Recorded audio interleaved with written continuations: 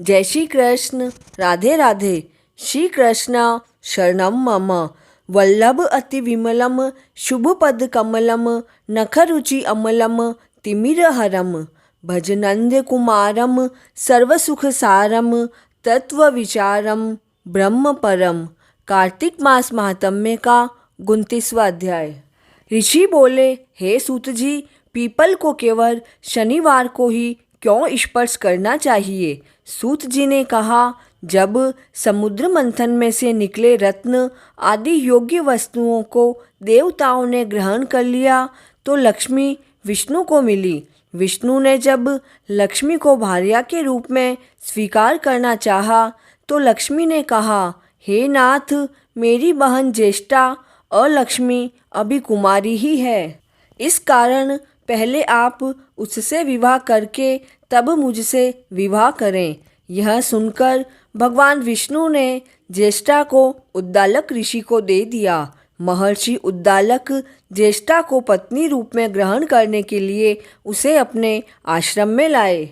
आश्रम में हो रहे धर्म कर्म वेद ध्वनि यज्ञ आदि को देखकर ज्येष्ठा ने आश्रम में जाने से मना कर दिया। उद्दालक ऋषि के पूछने पर ज्येष्ठा ने बताया, हे नाथ, जिस स्थान पर धर्म कर्म वेद ध्वनि तप आदि होते हैं, मैं वहाँ निवास नहीं करती। मैं उस जगह निवास करती हूँ जहाँ दिन रात कलह होता हो, अतिथि का तिरस्कार हो, सज्जनों का अपमान हो, पर स्त्री से प्रीति हो, गो वध मदिरा ब्रह्म हत्या आदि पाप कर्म होते हो। अधर्म के स्थान पर ही मेरा निवास होता है।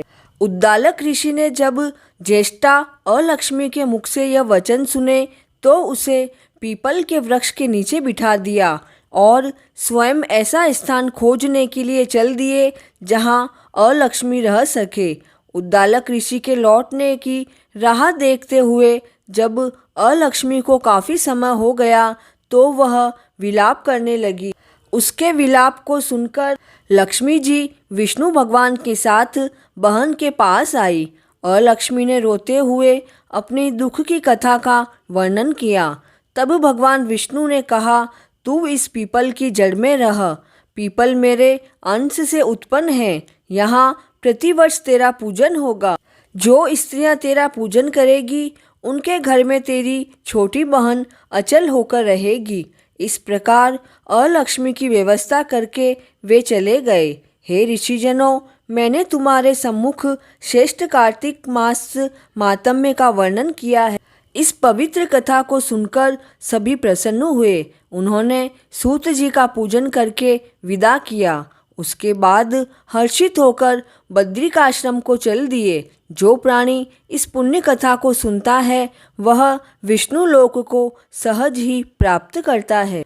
कार्तिक के ठाकुर राधा दामोदर भगवान की जय हो। कार्तिक मास महात्म्य का 29वां अध्याय पूर्ण।